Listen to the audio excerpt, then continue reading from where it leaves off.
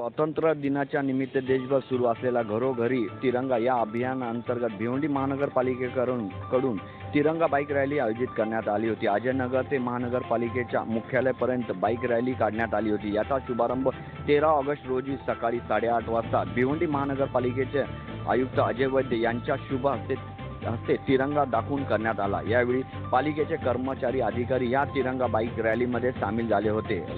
रॅलीमध्ये भारत माता की जय, वंदे मातरमच्या घोषणा देऊन हर घर तिरंगा या उपक्रमाची जनजागृती यावेळी करण्यात आली होती।